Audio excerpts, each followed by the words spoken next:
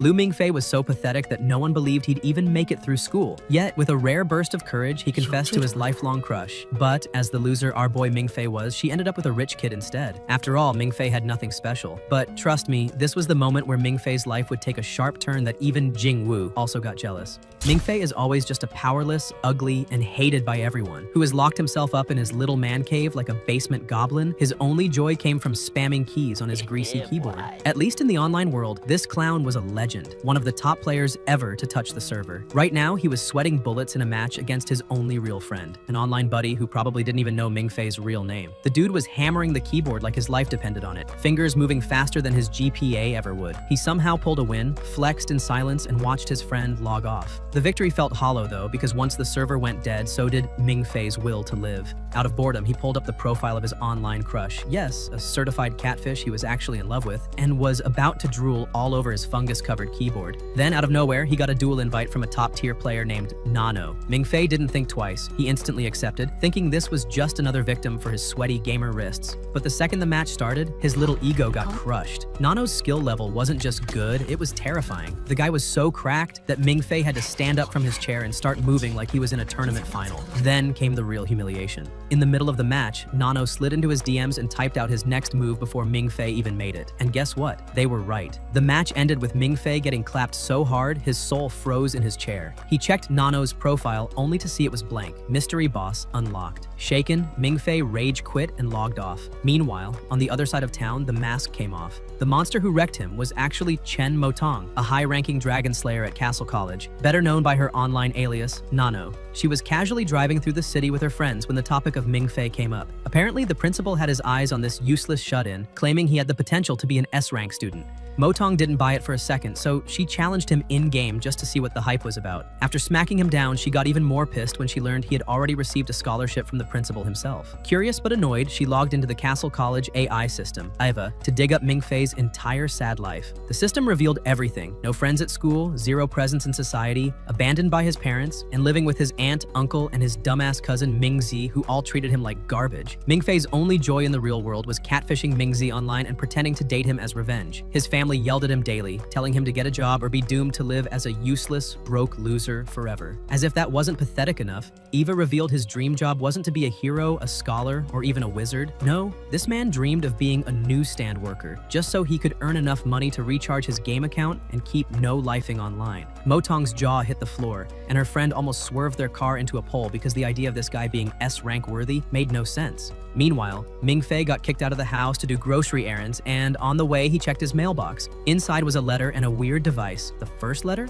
A rejection from an international university. Ouch. The second letter? An acceptance into Castle College, personally signed by Professor Guderian, who even offered to mentor him. Mingfei smacked himself in the face to see if he was dreaming. But no, it was real. He sprinted home with the news, only for his family to call it a scam. His aunt accused him of forging it, and his cousin Mingzi laughed in his face, saying there was no way a reject like him could enter Castle College, since it was a school for super-powered hybrids like the legendary Chu Zai-hang, one of the strongest students alive. As they argued, Mingfei slipped into a daydream where Chu Zai-hang himself flew in on a helicopter, bowed before him, and called him master. Then reality smacked him again, and the dream faded. He figured maybe his family was right, maybe this was all just some cruel prank. But just as he turned to walk away, the mysterious device from the letter started ringing. His aunt picked it up, only to hear that the caller wanted to interview Mingfei tomorrow about his Castle College acceptance. Everyone froze. Later that night, Mingfei told his online best friend about the situation. Unlike his toxic family, this friend was actually excited for him and gave him tips on how to present himself at the interview. For once, Mingfei felt a tiny spark of hope, not knowing this was just the beginning of his chaotic new life. The next day, Mingfei dragged his sorry self to the big city building for the interview. He was already sweating, but things got worse when he realized some of his old classmates were there too. Apparently, they all got the same acceptance letter. Among them was the final boss of his heart, his longtime crush, Chen Wenwen. Of course, the man instantly folded like a cheap chair. While waiting in line, he asked her how she ended up here, trying his best to sound cool but only managing small talk. He even gave her some awkward pep talk, telling her not to be nervous since she was already the perfect student back in high school. Wenwen smiled and thanked him, which was the biggest win he'd had in years.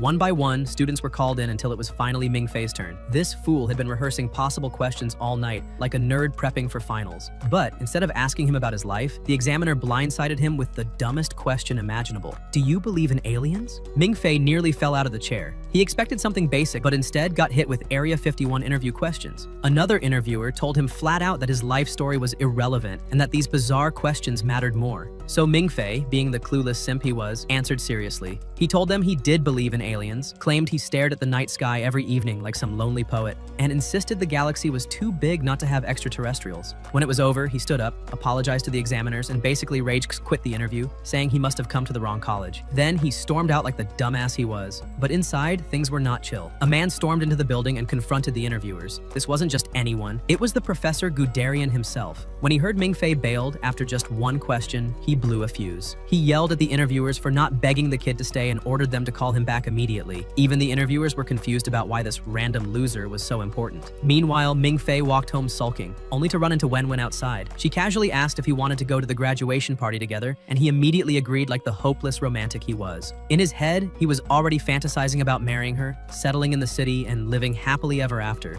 Basically writing fan fiction about his own life. To him, Castle College didn't matter anymore, but when he got home, reality smacked him again. His aunt told him that Professor Guderian himself had called. Mingfei had apparently passed the interview and was officially enrolled in Castle College. The loser who had walked out on question 1 somehow still won. The next day, Mingfei went back to the building with his aunt, uncle, and dumb cousin Mingzi to meet Guderian in person. As expected, the aunt immediately turned into a gold digger, asking about money. The professor calmly explained that Mingfei's scholarship came with $36,000 a year deposited directly into his account and that he would live at the academy. The second she heard the number, the aunt switched sides instantly, begging him to accept the offer. Guderian then explained the real reason Mingfei was chosen. Apparently, this clown was carrying a rare 100-year-old talent within his soul. His family was confused, so the professor pulled out a letter written by Mingfei's parents. Turns out they hadn't abandoned him like he always believed. They were actually honorary students of Castle Academy. The letter revealed his mother's side of the story. She left him not because she didn't love him, but because of her bloodline. She had asked the principal to give her son a scholarship when the time came.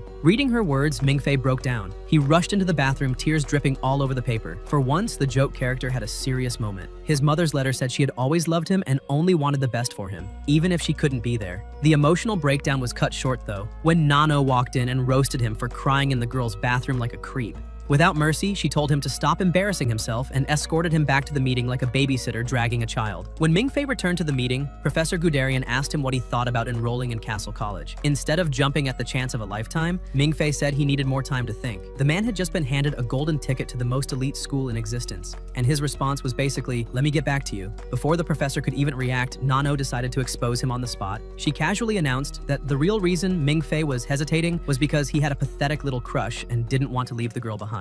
Mingfei almost choked on his own breath. How did she know about Chen Wenwen? For a second, he thought Nano was some stalker, but then she admitted she just guessed. Still, her words rattled him. Then Nano slipped up, saying something identical to what she said to him during that duel in the game. That's when the puzzle clicked in Mingfei's tiny brain. Motong was Nano all along, the same gamer girl who roasted him online like he was a bot. The humiliation doubled in real life. Later, Mingfei sulked on a rooftop, trying to figure out how this girl knew so much about his life. The dude even pulled out his phone, ready to confess his undying love to Chen Wenwen like some bargain bin rom-com protagonist. But before he could embarrass himself further, Nano appeared behind him like a horror movie jump scare. She explained that Eva, the AI system, could track him anywhere and that she was sent by Guderian to convince him one last time. Yet Mingfei, in all his stupidity, still refused. He told Nano he couldn't join Castle College because he loved Wenwen too much and had to confess before leaving. Bro was literally willing to throw away a future of money, power, and glory for a girl who didn't even look at him twice. Nano hit him with the brutal truth. Wenwen didn't like him, never had, and he was about to ruin his life chasing someone who couldn't care less. But Mingfei, being the clown he was, insisted he still had a chance since Wenwen agreed to go to the party with him. Nano tried to drill it into his thick skull. If he didn't join now, the chance might be gone forever. But his dumb heart wouldn't listen. The next day, he went out shopping with Wenwen to buy supplies for the graduation party. Nano confronted him again, warning him that the professor was leaving that night and his decision had to be made. Still, Mingfei rejected her advice, clinging to his fantasy of a dramatic love confession at the party.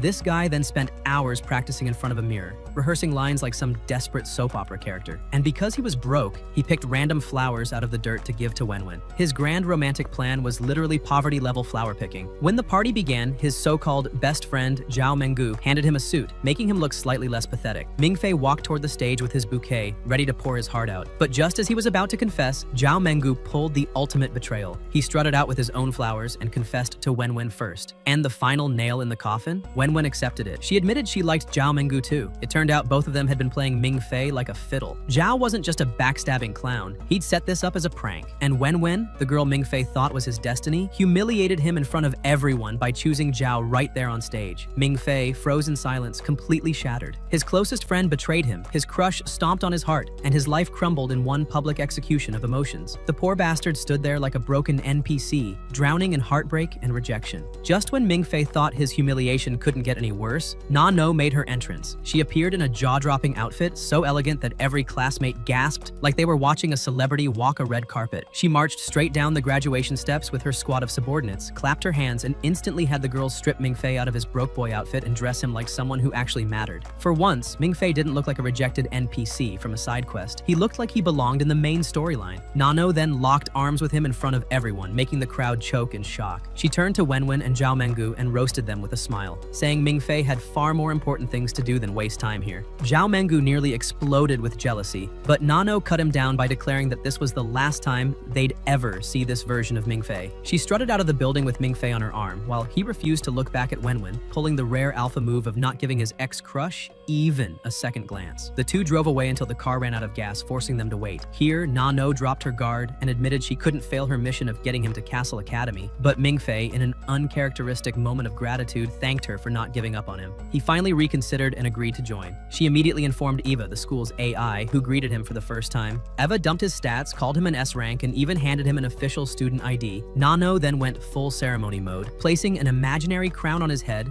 and naming him the King of Castle College, even though the man hadn't done a single thing yet. Mingfei was overwhelmed, looking like he just unlocked a cheat code. Nano warned him that people would kill or die for such a crown, just like they did for his parents. Then, in a shocking twist, she submitted herself to him, promising to serve as his personal subordinate and guide. Mingfei, who was usually bullied by everyone, almost cried from the upgrade and gladly accepted her as his first true ally. Eva saved all of Mingfei's info into the system, instantly alerting the entire student body that their new king had arrived. A few days later, Mingfei headed to the airport to actually travel to Castle College. Things immediately went sideways. When he asked for directions to the CC subway line, an officer looked at him like dirt and assumed he was a beggar, telling him to go to his embassy for free food and shelter. Mingfei was furious. He had just been crowned a king, and now people treated him like he was homeless. His day got worse when he tried to buy a burger with his last bit of money, only for the cashier to refuse service, insisting they didn't serve beggars. Actual beggars nearby even started waving at him like he was their long-lost brother. Right when Mingfei was about to lose it, a silver-haired student appeared. This was Finger von Frings, a professional freeloader who immediately asked to borrow money for a Coke. Mingfei, convinced it was a scam, refused. But then Finger spotted Mingfei's Castle College subway card and freaked out, pulling out his own identical card. Mingfei realized this clown was actually a fellow student. His disappointment turned into joy, and Finger still managed to scam some cash out of him. As they waited, Finger revealed his tragic backstory. He was infamous at Castle College, not for his greatness, but for failing classes so many times that he had been demoted from A rank all the way to F. He explained the insane transport system. High-rank students got priority rides while low ranks like him had to wait forever. He also described the college's mysterious location hidden deep in the mountains. After ranting, he fell asleep, and Mingfei, tired of existing, decided to nap too. That's when the weirdest dream yet hit him. Mingfei saw people fleeing with torches, leaping off cliffs in chaos, and then a small boy appeared, calling himself his brother. The boy warned him about Earth's impending apocalypse, then mocked him for staying kind, despite being pathetic for so many years. Mingfei even tried to hand him money, but the kid rejected it, calling him a fool. Just as his soul crumbled, Mingfei woke up to find a strange man ringing a bell in the station. The man announced the train's arrival, but when Mingfei introduced himself, everything changed. The conductor lost his composure, thrilled that this was the long-awaited S-rank student. Finger lost it too, bragging that Mingfei's rank was equal to the principal's. The kicker? If Mingfei had swiped his card earlier, the train would have appeared immediately instead of wasting an entire day. Mingfei was ready to throw hands with fate itself. Finally, he swiped his card, and the entire airport transformed. Lights flared, a hidden passage opened, and the secret CC subway was revealed. As they descended, Finger kept hyping him up, saying this was exactly what an S-rank deserved. But Mingfei's nerves spiked when he saw zombie-like figures in the tunnels. Finger calmed him down, saying they were just actors playing background props. Then, the grand moment arrived. The train roared into the station, and Professor Guderian himself leapt out like a proud dad at a sports event. He embraced Mingfei warmly, declaring that they had all been waiting for him. On board, Mingfei was handed confidential paperwork to sign, officially sealing his insane new life at Castle College. After finally ditching Finger, Professor Guderian decided it was time to drop the bombshell. Castle College wasn't some Hogwarts knockoff. It was a dragon-slaying academy. Their real curriculum? Learning how to hunt, kill, and survive against creatures straight out of a fantasy nightmare. Mingfei immediately assumed the professor had lost his damn mind. To him, this sounded less like school and more like an anime convention fever dream. Before he could roast Guderian aloud, Mingfei slipped into another trance. That creepy boy from his dreams appeared again, confirming that dragons were real and weaving a story straight from ancient history. He explained that thousands of years ago, the first dragon ancestor, Nidhogg, the Black Dragon Emperor, was slain on his throne. His corpse, so massive it could double as real estate, was dumped on an icy mountain, marking the start of a new age. Humans threw wild celebrations over their victory, basically the first ever Ding Dong the Dragon's Dead party. When Mingfei asked if the boy had ties to dragons, the kid denied it like a shady politician. Back in reality, another man, Masashi Toyama, arrived with physical proof. They showed Mingfei a dragon scale and asked him to test its durability. Mingfei, unimpressed, called B, so they pulled out the ultimate trump card. A baby dragon found back in 1796, locked in a glass tube and dormant for centuries. Mingfei, curious but skeptical, stepped closer, and the damn thing opened its eyes. The dragon thrashed inside, trying to break free, then flopped back to sleep. Mingfei nearly soiled himself on the spot. Guderian theorized that Mingfei's bloodline was the trigger, meaning his very existence pissed off dragons. He added that thankfully they upgraded the container last year, or Mingfei would have been the reason for a mass extinction event. Eventually, they reached Castle College. Mingfei's jaw hit the floor at the sheer scale and beauty of the place. It looked less like a school and more like a billionaire's fortress. As they walked the grand hallways, Guderian explained how countless high-level dragons were still sleeping across China, making the country a hotspot for dragon research. Mingfei noticed the place looked deserted, so he asked where all the students were. Guderian suddenly froze, then panicked, telling Mingfei to duck. He had walked straight into Liberty Day, the school's most chaotic tradition, a full-blown war game between two rival factions. On one side was the Lionheart Society led by Chu Juhong, and on the other was the Student Union led by Caesar Gattuso. Students popped out of hiding spots with weapons like it was Fortnite live action. Guderian got shot mid-explanation and collapsed like a ragdoll. Mingfei was caught in the middle, watching in horror as the battlefield narrowed down to just the two leaders and their snipers. That's when things escalated. Na No, serving as the Student Union's sniper, took a hit. Seeing her drop triggered something dark inside Mingfei. The Dream Boy whispered again, urging him to punish everyone for their sins. Snapping into beast mode, Mingfei grabbed a rifle, stood up like Rambo, and landed a perfect headshot on the enemy sniper. Then, without hesitation, he gunned down both Caesar and Chu Juhong like he was speedrunning Call of Duty. Everyone froze, stunned by his accuracy, while Mingfei himself was horrified at what he'd just done. Before he could mentally collapse, alarms blared. Red Cross girls rushed in with syringes, injecting the dead students with antidotes that revived them instantly. Mingfei stood there dumbfounded while Professor Manstein arrived, grumbling about the outrageous cost of this nonsense. Mingfei nearly fainted again when Guderian, who had been shot earlier, suddenly sat up, alive and well. Thinking he was seeing a ghost, Mingfei almost screamed, but Guderian casually explained the bullets were just sedatives mixed with fake blood. To prove it, the lunatic shot himself again and passed out right there. Manstein, pissed at the collateral damage, threatened to report everything to the principal. But when the call went through, the principal couldn't have cared less. He laughed it off, told the kids to enjoy themselves, promised the school would cover damages, and even apologized for not attending the chaos. The students cheered like this was a festival, while Mingfei wondered if he'd just enrolled in an insane asylum. Then came the biggest twist. The principal requested to speak directly with Mingfei. He warmly welcomed him, joking that it wasn't surprising an S-rank like him managed to knock out two A-rank leaders on his first day. Mingfei's stomach dropped, realizing he had just painted a massive target on his back. Manstein, sensing the danger, whispered for Mingfei to retreat to his dorm fast, because those angry students he humiliated weren't going to let it slide. Behind the scenes, the principal held a private conversation with a man named Mans. They discussed a grim incident from 8 years ago where students had been completely wiped out, emphasizing the harsh reality of dragon battles. Mans insisted they needed a prodigy to lead the next generation.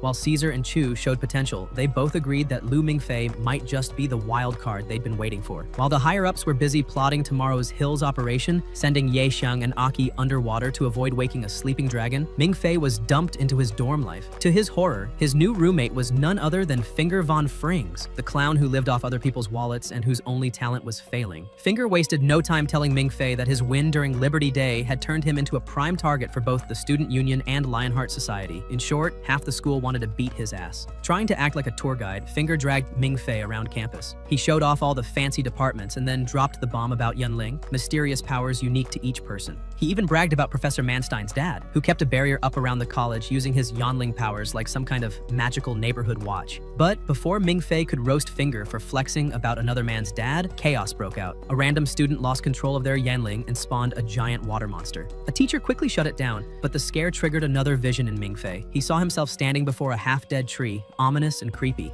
Finger explained it was the World Tree, the spot where the Black Dragon Emperor got whooped, and now it stood as the symbol of the school. Professor Guderian barged in and dragged Ming-Fei back to the dorm, where he handed over his official student ID. He told Ming-Fei about the mandatory 3E test. Fail it and you're expelled. While Guderian claimed Ming-Fei's rank meant he'd be fine, the warning carried weight. To prep him, he pulled out an ancient music box containing the recorded roar of the Black Dragon Emperor himself, the Imperium Yanling. Other students would have freaked out, collapsed, or started screaming. Ming-Fei? He listened for 5 seconds and then promptly fell asleep. Zero reaction, zero resonance, just straight up napping like the audio was a lullaby. Finger, never one to miss a chance to humiliate someone, immediately blasted the news across the school network. Within minutes, everyone, including Zhu Hong and Caesar, knew the great S-Rank student had flopped against the Imperium. Ming-Fei spiraled into panic about the 3E test, so Finger offered to help him cheat. Because obviously, if your roommate's life is on the line, the best plan is academic fraud. Meanwhile, Professors Guderian and Manstein were in the library panicking. Their research hinted Ming-Fei wasn't just weird, he might be descended from the White Dragon Emperor, the loser who once challenged Nidhogg and got clapped. The whole bloodline was supposed to be extinct, yet here was Ming-Fei snoring through dragon roars. Manstein wanted to dissect him like a lab rat, but Guderian refused, saying they'd only report it if Ming-Fei failed his test. That night, a shadowy figure hacked the school's AI Norma, making sure Ming-Fei would pass no matter what.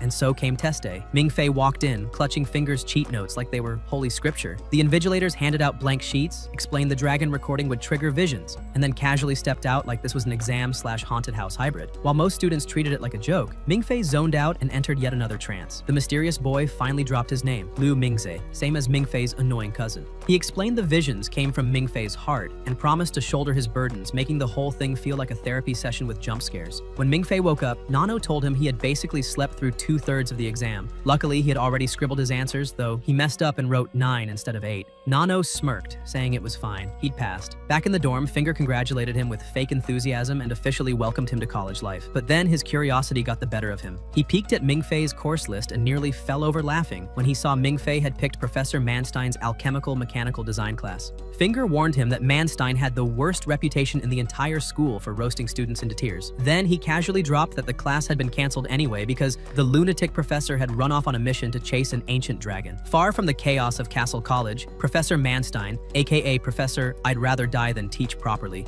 was busy leading an expedition into a drowned city. Yesheng and Aki suited up like discount Aquaman and Ariel, diving deep into the ruins. Down there, Yesheng flexed his Void Snake Yunling powers to scout ahead, but just as things seemed calm, Manstein warned them that a magnitude 5 earthquake was about to hit. Because of course, the one day they go sightseeing underwater, the Earth decides to rage quit. The tremors smash their comms, leaving them cut off. Yesheng, acting like the only competent person alive, used his Void Snake powers to re-establish contact. Manstein reported back to the principal, explaining that the ruins might actually be a Dragon King's palace and they'd need a key to enter. The key turned out to be a baby with pure dragon blood. Yes, an actual baby. Some poor mother handed it over, warning them that this kid was their last shot. Manstein, with no hesitation, yeeted himself back into the water with the infant like it was a high-stakes babysitting job. At the Bronze City gates, he activated his Yanling, used the baby as the passcode, and unlocked the entrance. After giving Yesheng and Aki their instructions, he returned to the ship, leaving them to poke around while Norma scanned the city. Yesheng noticed the dangerously low oxygen levels, so Manstein told them to conserve every breath. Inside, they found a chamber with a giant bronze pillar, and Yesheng pulled the noble sacrifice card, telling Aki to save herself if things went south. Meanwhile, Aki got stuck with busy work, photographing statues for the ship. But when her heart rate spiked and she began losing consciousness, Yesheng rushed back to save her. He revealed he'd found a heavy artifact and even spotted what looked like a sleeping baby dragon.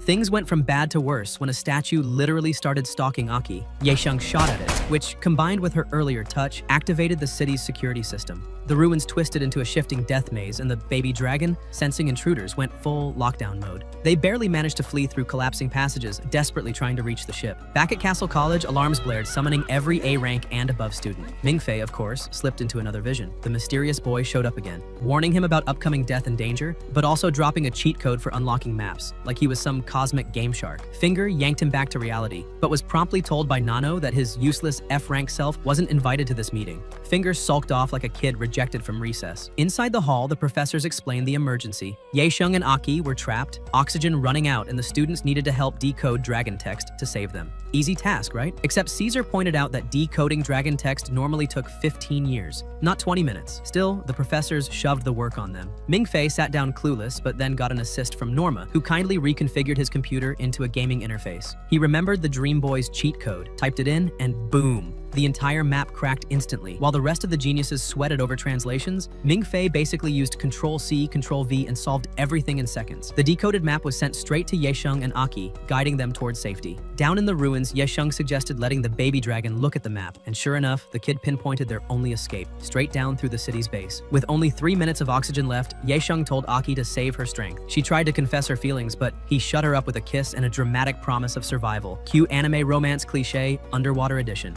Meanwhile, Professor Manstein realized they had royally screwed up. They'd only calculated oxygen for escaping the ruins, not for resurfacing. So he ordered lifeboats deployed and the ship to descend for pickup. At Castle College, everyone sat on edge waiting for updates, while Mingfei, who had just casually saved the day with cheat codes, still looked miserable. His online friend called, cheering him up and telling him to stay positive no matter how bad things got, which was ironic, considering Mingfei had basically just carried an entire operation by pressing one button. While Mingfei was still stumbling through his new campus life, Professor Manstein's expedition was turning into a horror movie out at sea. On the ship, rescuers scrambled to locate Yaesheng and Aki, but before they could even plan, Aki popped up to the surface, clutching the artifact. She breathlessly revealed that Yaesheng had sacrificed himself to save her. Tragic, right? Well, the tragedy lasted about 5 seconds because a shadowy creature lunged out of nowhere, yanked Aki back underwater, and sprayed blood across the waves like an opening scene from Jaws. That's when the monster revealed itself, a full-blown water dragon. It charged the ship, and Manstein whipped out his rifle, unloading bullets like Rambo. Spoiler, the dragon didn't care. Bullets bounced off like spitballs. The crew escalated to missiles, only for the beast to casually swallow them whole. When a crew member panicked that the warheads were still active inside the thing's stomach, Manstein snapped and ordered detonation. The sea erupted in a massive explosion, and for a brief,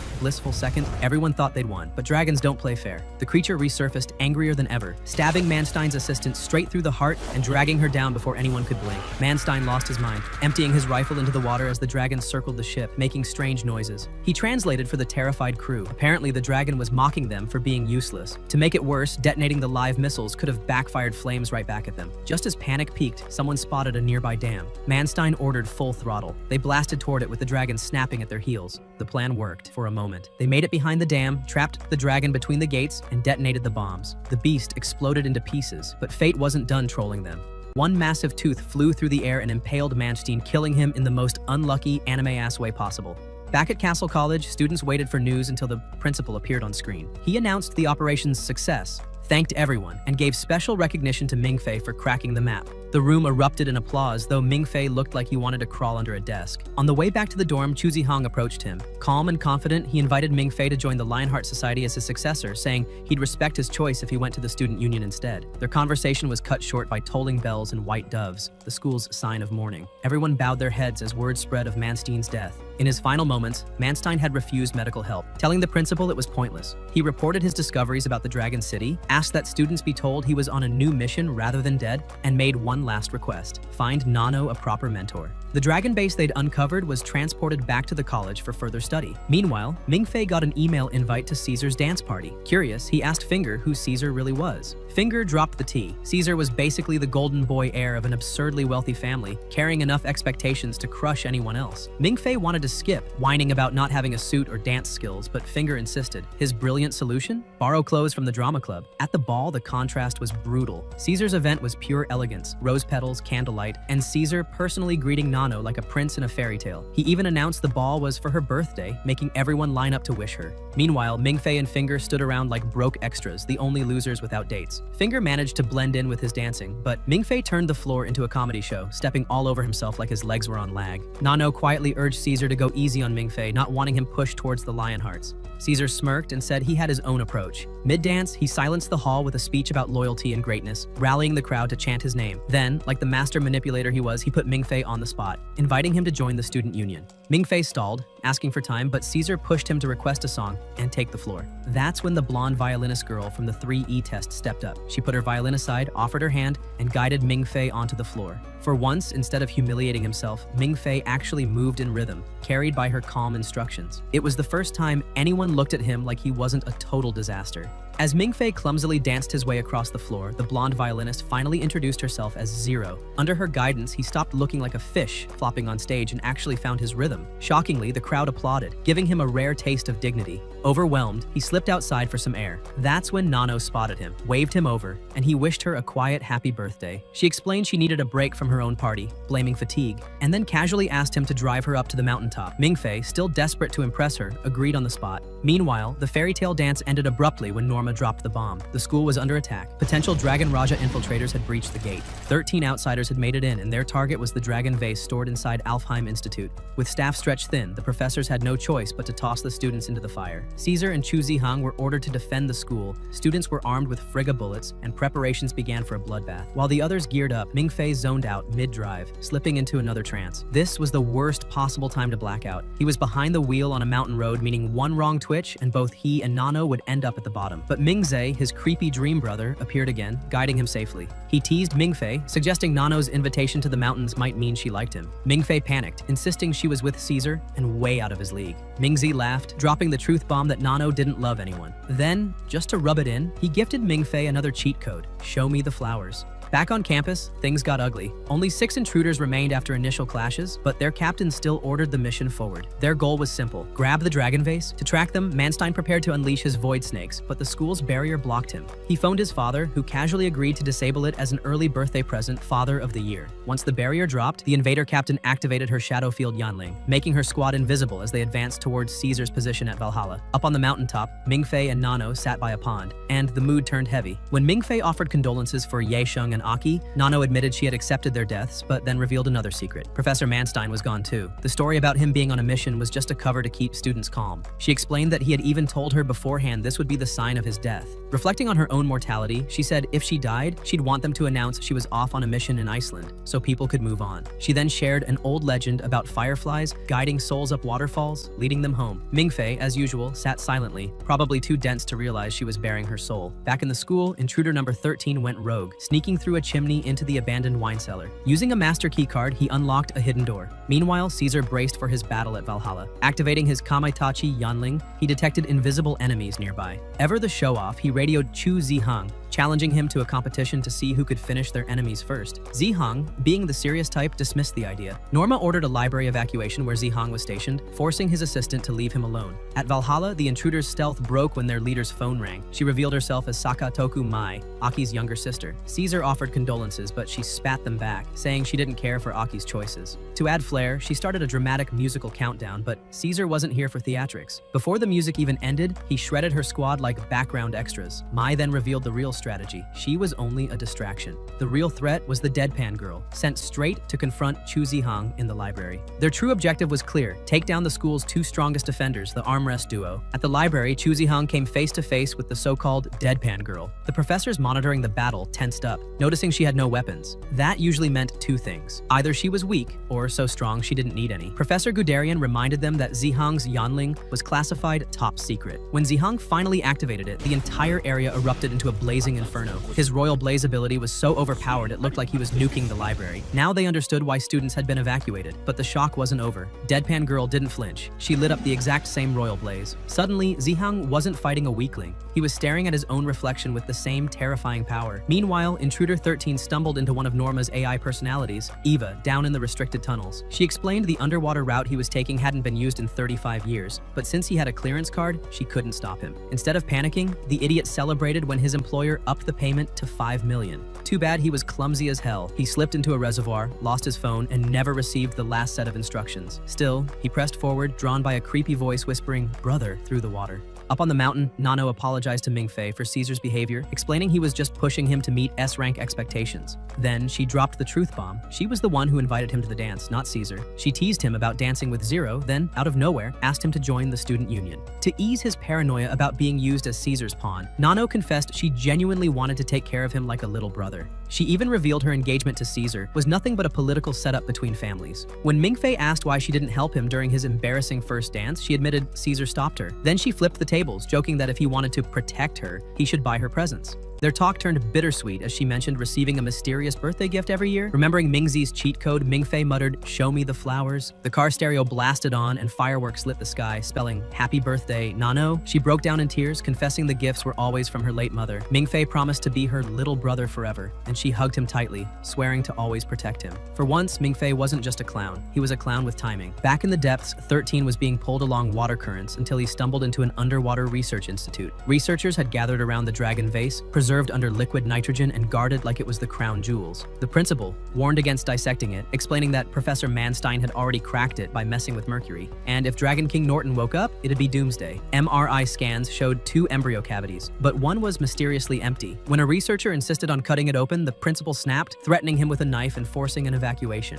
13 slipped in afterward, tried to steal the vase, and instantly started hallucinating. A woman's voice kept calling him brother. Shaken, he bailed, dropping a mysterious bottle from his pocket in the process. He had no idea those were his final instructions, to pour the solution on the vase and extract the contents. Right after he left, a hooded stranger picked up the bottle, poured it over the vase, and added his own blood. Energy exploded through the chamber as he declared his blood, and the dragon now belonged to Nidhogg. Meanwhile, at the church, Caesar's duel with Sakatoku Mai heated up. He played the smug aristocrat card, offering her a challenge. Land 3 hits and she wins. Her first attempt failed against his Kamatachi defense. Her second, using a hairpin to create a clone, was torn apart instantly. Her third was more elaborate, but Caesar still shredded it. Breaking the rules, Mai pulled a gun, but before she could pull the trigger, a distant child's whisper triggered an explosion inside the church.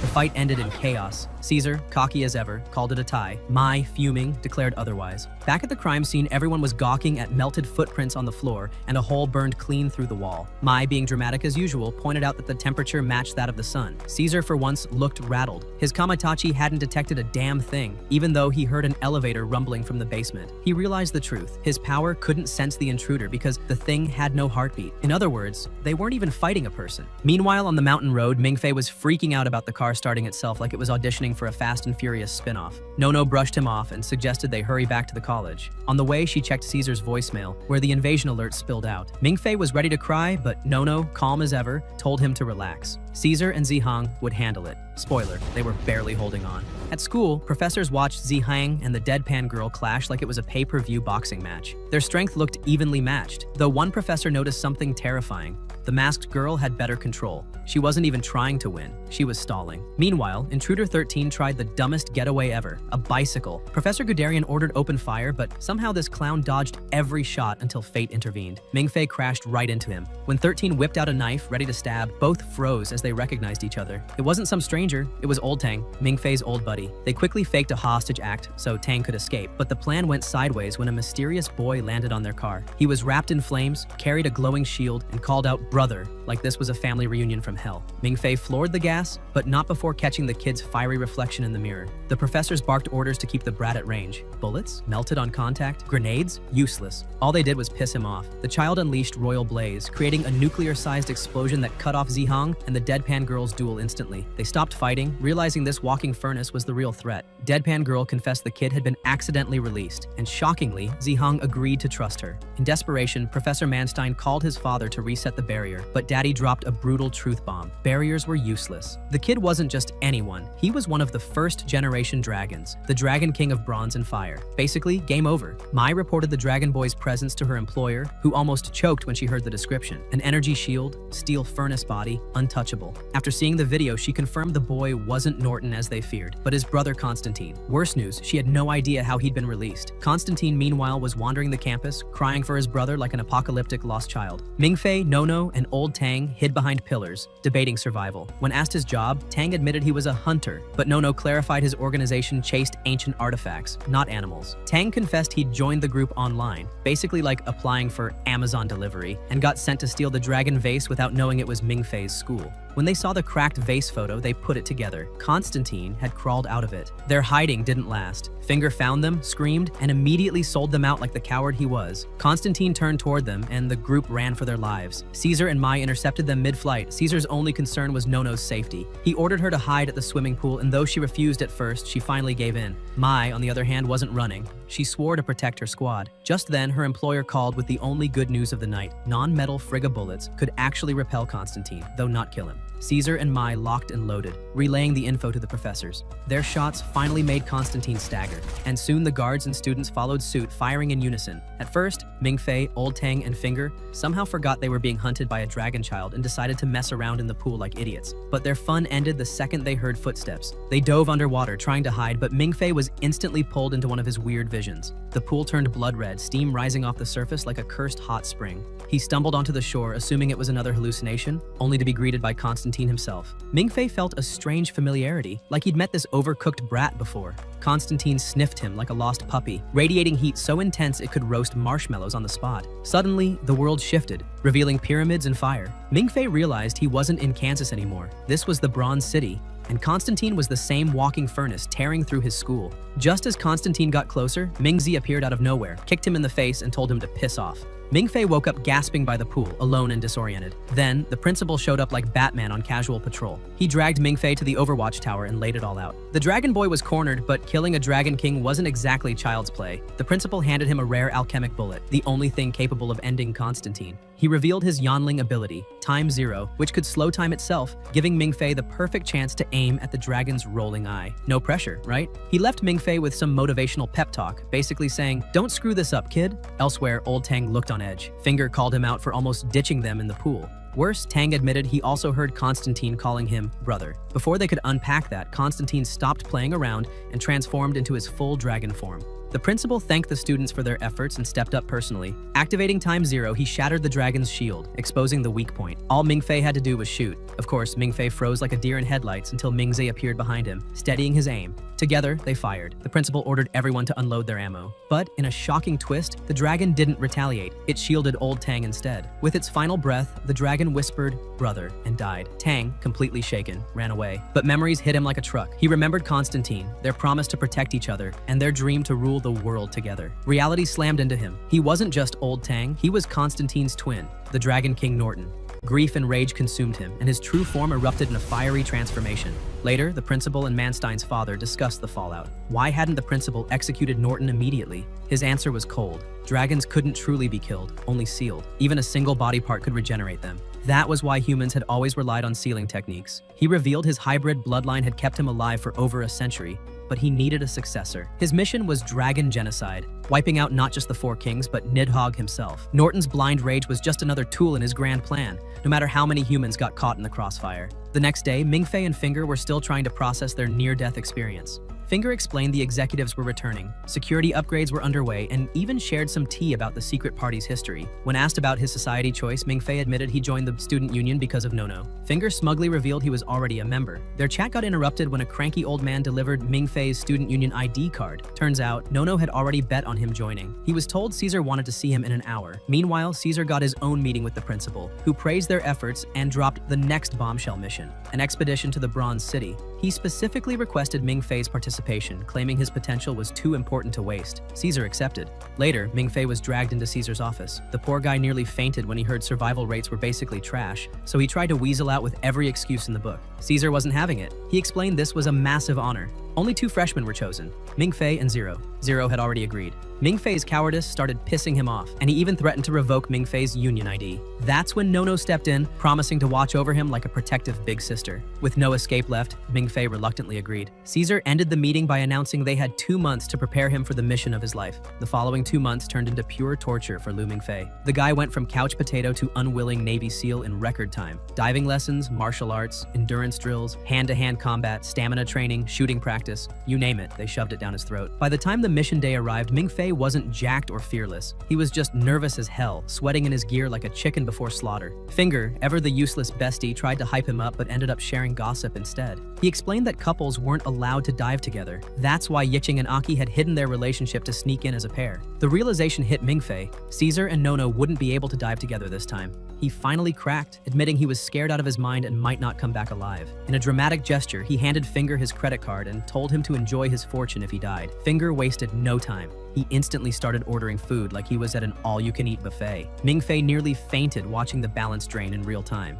But, to his surprise, Finger handed the card back and told him he'd make it back alive. That rare moment of loyalty gave Mingfei just enough confidence to keep moving. Meanwhile, Norton wasn't wasting time either. He summoned one of his servant dragons to prepare for the upcoming showdown. The mission, dubbed Operation Bronze, officially began as Mingfei, Nono, Caesar, and Zero boarded the ship. Professor Manstein welcomed them with a pep talk, flexing about their weapons like a kid showing off new toys. They had torpedoes, reinforced defenses, and even a shiny new dragon killer missile. Their objective was simple: infiltrate the Bronze City and blow it to pieces before Norton cocooned inside it. Mingfei, being his usual dumb self, asked why they couldn't just study the city. Manstein explained like he was talking to a toddler. They didn't have the tech to lift an entire damn city out of the water. Destroying it was the only option. Then came diving assignments. Caesar would pair with Zero, while Nono would go with Mingfei. But out of nowhere, Zero claimed she couldn't dive because she was on her period. Mingfei, being clueless, tried arguing it didn't matter, but Zero stood her ground. The responsibility fell to Mingfei and Nono, much to his despair. Nono patiently explained the diving suits and the consciousness line, a cable that would pull them back if they blacked out. Mingfei, of course, immediately worried about dragon attacks. But Manstein reassured him that dragons were all hibernating. Norton, specifically, had to cocoon before regaining his powers, so the odds of meeting one were slim. With everything set, Mingfei and Nono descended into the depths. They reached the massive ancient gate and Mingfei followed orders, pouring blood into a slot. But instead of a magic welcome, the damn gate bit him. His panicked screams echoed underwater until the gate finally let go. Nono swam over calmly, pointed out it was just a small bite, and told him to stop being dramatic. Mingfei looked at his hand. It was barely a scratch, but he still wrapped it up like he'd been mauled by a shark. The gate groaned open and a violent current dragged them into the Bronze City. Nono blacked out for a moment but woke up with Mingfei at her side in a strange hallway. She immediately asked Norma about air quality, and the AI confirmed it was breathable. To conserve oxygen, she made Mingfei ditch his breathing gear. They reported back to Manstein, who confirmed their hunch. Norton's return had reactivated the city's systems. When Nono asked where to place the bombs, Manstein directed them to the Dragon King's palace. To navigate the labyrinth, he ordered Mingfei to release a special dye into the water and follow the current. As they followed the trail of dye deeper into the Bronze City, Mingfei's cowardice was on full display. Every time he passed a creepy statue, he muttered about how terrifying it looked. Nono rolled her eyes and roasted him, flat out calling him a coward. To distract him, she shared the grim history behind those statues. Long ago, a tribe had marched into the city with offerings, crops, livestock, and even a gorgeous maiden, hoping to lure out the Dragon King. But Norton, the ungrateful bastard, never showed up. Their sacrifices were for nothing, and their bloodlines ended in misery. The dye stopped flowing near the same giant pillar where Yisheng and Aki had once reached. That's when Mingfei, desperate to finish, suggested they just slap the bomb there and call it a day. Nono shut him down instantly. Her sharp instincts told her this wasn't the true palace. And before Mingfei could argue, she tricked him into putting his oxygen mask back on, then shoved him into the water. Savage. When Manstein asked for updates, Nono lied about poor visibility. Moments later, the pair got dragged into another sector of the city, one littered with the skeletons of warriors who had once challenged Norton. It was basically a graveyard of losers. Nono seized the chance and grabbed Mingfei's injured hand, using his blood to open a hidden gate beneath them. It worked, but the victory came with a heavy price. They lost contact with the ship and their consciousness line. Panic instantly set in for Mingfei, but Nono kept calm, reminding him they could reconnect later. The two stumbled into a shabby house where Nono entered a trance and uncovered its dark past. This wasn't just any house. It was Norton and Constantine's original palace, still echoing with their shared memories. Impressed, Mingfei listened as Nono revealed that she had once profiled him when he first joined the college. She admitted that her protectiveness came from guilt, since she had expected him to quit in a few days. Nono then set their bombs timer for 45 minutes, but their relief vanished when they spotted a freshly lit lamp. Someone, likely Norton, was here. They bolted, only to discover their consciousness line had been stolen. Meanwhile, the city started collapsing around them. Racing back toward their entry point, they reached another gate. Before facing it, they had a rare moment of honesty. Then Mingfei confessed he never wrote a farewell note because he was sure he'd return alive. Nono, more vulnerable than ever, admitted she hadn't written one either because she thought nobody would care if she died. Mingfei brought up Caesar, but Nono dismissed him coldly, saying he'd move on easily. With no more words left, Mingfei sliced his hand again, activating the gate with his blood. On the ship, Manstein grimly concluded the pair was likely dead. Caesar snapped, demanding a rescue dive, but Manstein reminded him their mission wasn't about saving lovebirds, it was about nuking a Dragon King. Underground, things hit rock bottom when Mingfei and Nono found themselves at a dead end. Nono admitted that only a miracle could save them now, and just when Mingfei was about to completely break down, he remembered Liu Mingzei's cheat code. Desperately, he activated it. To his shock, Liu Mingzei's voice answered, relieved to hear his call. Then, out of nowhere, Finger's voice also entered his mind. Mingfei, half panicked, begged Finger to check the Bronze City map and guide them. but his desperate plea triggered chaos above. On the ship, Professor Manstein suddenly clutched his head in agony. To everyone's horror, they realized his brain was being used as the signal relay for Ming-Fei's improvised communication system. Time was slipping through their fingers, literally, because Finger was busy fumbling with the Bronze City map like an F-tier rookie. His low access rank made everything crawl, and Caesar was seconds away from choking him out as Professor Manstein's brain fried from being used as a Wi-Fi router. Then, Finger remembered the cheat code of his own life, Eva. One of Norma's AI personalities slid into his system like a guardian angel, promising to bring Ming-Fei home alive. With unrestricted access finally unlocked, Finger tore through the map like a hacker on steroids, plotting the escape path for Ming-Fei and Nono. But above the water, things were going to hell.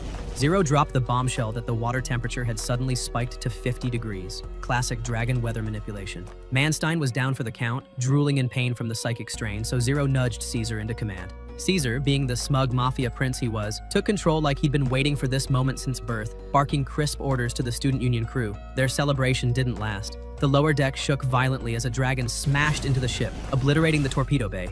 At first, they thought it was Norton himself, but the sonar showed nothing. Then, Zero noticed something terrifying through her scope. It wasn't Norton. It was his loyal servant dragon, Samson, hunting them like a shark that hadn't eaten in weeks. The ship barely held together as Samson shredded the water around them. But then, just as suddenly, Samson abandoned the chase because Norton had appeared on a distant hill. The entire crew froze. Norton leapt into the water, face to face with his servant. Everyone expected some master and pet reunion, but instead, Norton casually thanked Samson, then murdered him on the spot. Zero's jaw practically hit the scope. The betrayal made no sense until the water erupted in a catastrophic energy blast. From the chaos emerged a new abomination.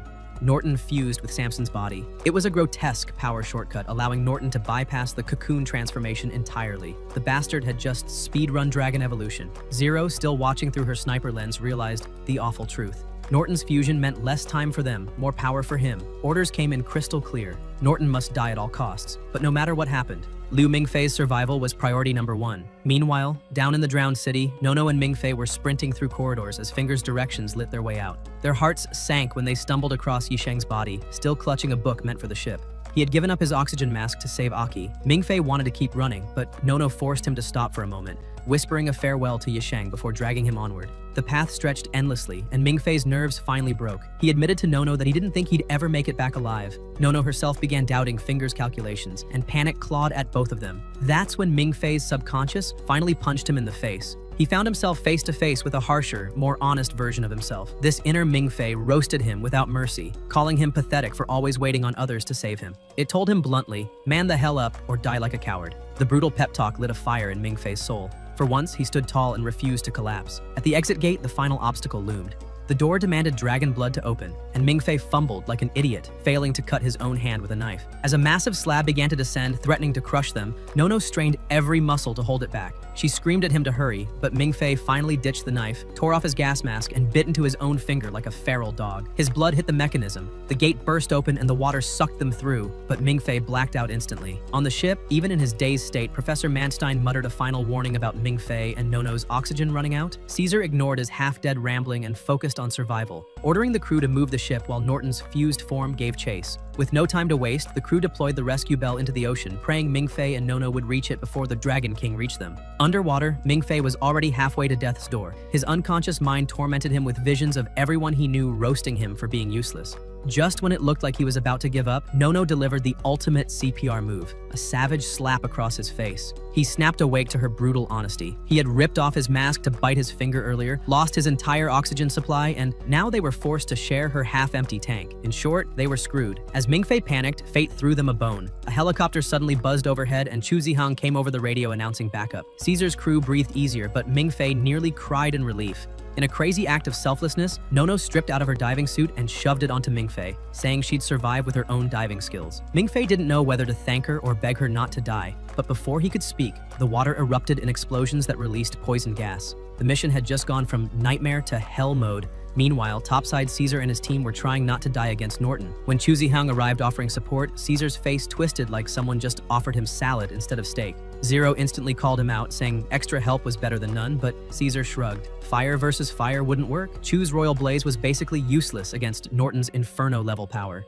Things got worse when the pilot announced that their engines were failing and the ship couldn't fly. Their only hope of survival was the watertight compartments keeping them afloat. But Caesar wasn't ready to roll over. He learned they still had torpedoes and quickly cooked up a suicidal plan. They'd need to close within 100 meters of Norton, far too close for comfort, but the torpedo would hit with airplane-level speed, packing a punch even Norton couldn't shrug off. Caesar decided he'd personally distract the Dragon while Zero fired the shot. Zero warned him that the sound of the torpedo launch was like standing next to a rocket booster. His eardrums would get shredded in his heightened state. Caesar just smirked and pulled a blindfold over his eyes, tuning his senses into pure sound. The battle ignited. Caesar sprayed rifle fire at Norton, every bullet getting swatted aside like gnats. But that was the whole point. Zero's plan was to piss off the Dragon until it stopped thinking straight. And it worked. Norton's fury focused entirely on Caesar. Seizing the opportunity, Chu Zihong blasted his royal blaze to add pressure, but Norton met it with equal force, creating a blinding explosion that lit up the battlefield. Everyone was blinded, except Caesar. In that split second, he tore off his blindfold and shouted for Zero to launch. She obeyed, and the torpedo roared forward like a metal meteor. Caesar, in his adrenaline high, forgot to cover his ears. The blast rang through the battlefield, and the torpedo drilled straight into Norton's chest.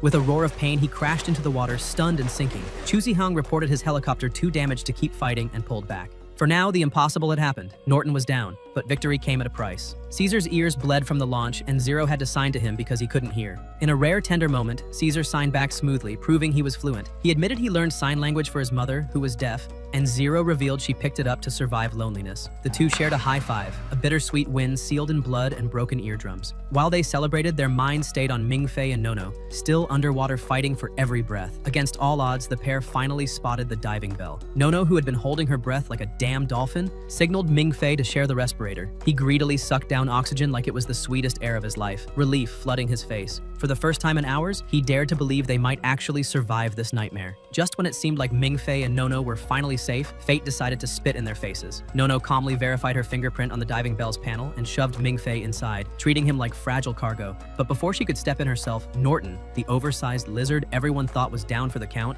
came back like a horror movie jump scare and straight up impaled her. Mingfei froze in shock, looking like a broken NPC who forgot his script, as the girl who'd carried him this far bled right in front of him. In her last moments, Nono didn't whine or panic. Instead, she used every ounce of strength left to slam the bell shut, sealing Mingfei inside and guaranteeing his safety while she stayed behind to die. Inside, Mingfei broke down. Every memory of her, the times she protected him, scolded him, carried his useless ass through life, hit like a sledgehammer. He realized he wasn't just losing a comrade, he was losing the one person who made him believe he wasn't a complete failure. His sobs filled the bell as he realized she was gone. And worse, he was watching her death through the very barrier she gave her life to close. Then, just when his grief was about to drown him, Mingfei slipped into another vision. He found himself on a raft drifting through some eerie dreamscape. And there was Liu Mingzhe, his so-called cousin or demon brother, appearing because Mingfei's heartbreak was basically calling him out. At first, Mingfei pushed him away, but the moment Mingzhe mentioned the possibility of saving Nono, Mingfei's ears perked up like a dog hearing food hit the bowl. Before offering help, Mingzhe dug deeper, asking why Mingfei even chose Cassell College in the first place. Mingfei cracked open his soul, admitting he only wanted to look promising for his parents, that he'd been faking it his whole life, always leaning on others. And when it came to Nono, he admitted she meant everything, the only one who kept him moving. Mingzhe's response was brutal. He said she only supported Mingfei out of pity. That broke him further, tears flooding as he begged for her life. Finally, Mingzhe put the cards on the table. He'd save Nono and give Mingfei the power to fight Norton, but at a cost. Every time Mingfei used one of his cheat code powers, he'd lose a quarter of his life. 4 uses, and his soul was Mingzhe's property. Mingfei didn't even hesitate. For Nono, he signed that cursed contract with 0 questions asked. Even Mingzhe was shocked, smirking that love had made him a perfect fool walking straight into his trap. Back in reality, Mingfei's body snapped awake. New Yanling power coursed through him, and he immediately moved to save Nono. He healed her wounds, secured an oxygen mask to her face, strapped her in, and sent her up in the diving bell. Above the surface, Caesar's crew saw the signal and scrambled to pull her out, medics waiting on standby. Nono lived, but Mingfei's soul had just been pawned like cheap jewelry. With her gone, Mingzhe prepped him for the real showdown with Norton. Mingfei doubted if this power was enough, but Mingzhe revealed a key detail. The box recovered from Yisheng's body was the secret weapon. Ironically, it contained 7 deadly tools Norton had crafted himself, weapons sharp enough to kill their creator. Before Mingfei could use them, Mingzhe advised the smartest first move: silence Norton. If the dragon couldn't speak, he couldn't unleash his deadliest techniques. Mingfei summoned the ancient box, its ominous glow spilling open. From the 7 options, he grabbed 2 weapons, one purple, one yellow. Mingzhe took one look and scoffed, saying Mingfei managed to pick the weakest of the bunch. But at this point, weak or not, those weapons would have to do. The fight for everything was about to begin. Liu Mingfei went in swinging like a man who had nothing left to lose. The moment he charged at Norton, the weapons in his hands shifted, glowing with their true forms. His first strike landed surprisingly well, tearing into part of Norton's Norton's mouth. For once, Mingfei actually looked like he knew what he was doing. But, of course, reality slapped him fast. Fighting underwater with no balance turned his moves into flailing more than slashing. The Dragon King wasn't even breaking a sweat. That's when Mingzi stepped in like a gamer activating cheats, stabilizing Mingfei's footing and giving him real freedom of movement in the water. Suddenly, Mingfei wasn't just a drowning rookie, he was a pissed-off warrior channeling his rage into every swing. The battle escalated, a mortal with ancient weapons going toe-to-toe against their very creator. Above, the ship rattled violently, the crew realizing with horror that Norton wasn't just alive but locked in a death match with their hopeless freshman. Norton retreated into the abyss, regrouping. Mingfei, for a brief moment, felt sadness creeping in, thinking about who would even cry if he died here. Mingzei yanked him back into the vision realm for a pep talk, reminding him that dragons never get tired. If Mingfei wanted a chance at victory, it had to be now. Then Mingzi dropped the bomb. The spell blocking Norton's Yanling was fading, and Norton's only weak spot was that human-looking body perched on the dragon's head.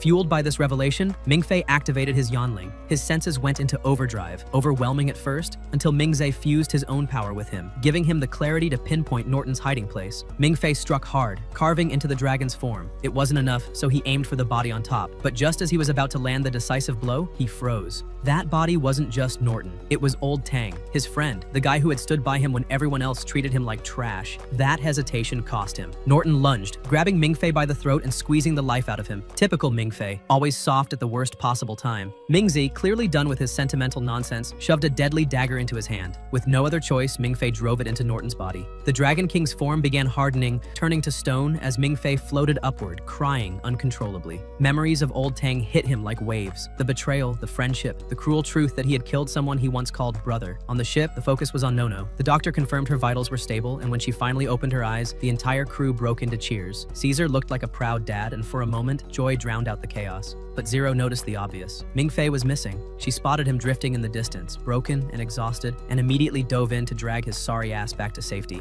Meanwhile, Mai, who had been quietly waiting in the shadows for her moment, contacted her employer with cold efficiency. She reported that Liu Mingfei had survived as expected. Then her eyes locked on Norton, the once mighty Dragon King now reduced to a half-stone husk, still trying to crawl away. She didn't hesitate. With a calm precision, she raised her rifle, chambered with a special alchemic bullet, and ended him in a single clean shot. Norton's reign ended not in glory, but in silence. Mission complete. Mai reported her success and casually tossed the rifle aside like yesterday's trash. Back on the ship, word finally reached Zero. Chu Ziheng wasn't dead, just chilling at the nearest airport, alive and recovering. Meanwhile, somewhere else, Liu Mingfei was busy sipping tea with the principal, like a nervous kid at a parent-teacher meeting. The old man hit him with praise bombs. Turns out Mingfei had scored perfect marks in both written and practical exams. A historic moment for the school. The guy looked like he just unlocked God mode in academics. But hold up, the principal wasn't done. He slapped reality back in Mingfei's face, telling him to write a thesis. Yeah, homework after nearly dying. Classic. The topic? The twin dragon kings made by the Black Dragon Emperor Nidhogg. And apparently, this scaly maniac created 4 pairs, 8 dragon kings total. Because why stop at 1 when you can make a whole damn Pokemon team? They even turned human to understand emotions, like dragons were auditioning for a daytime soap opera. Then came the plot twist. The principal pulled out an old photo, a young Old Tang chilling with friends. Turns out this guy was actually a dragon king in disguise, who once had parents, lost them, then went full Batman mode funding orphanages with his wealth. Noble, right? Except the principal dropped the bomb that even if Constantine hadn't died, Old Tang would have eventually revealed himself as Dragon King Norton and gone full Godzilla on humanity anyway. Mingfei, curious as ever, asked why dragons were still a secret. The principal basically said, because people would freak out, society would collapse, and nobody wants dragons trending on Twitter. Then came a letter from Mingfei's parents, congratulating him on not dying and looking forward to his graduation at 22.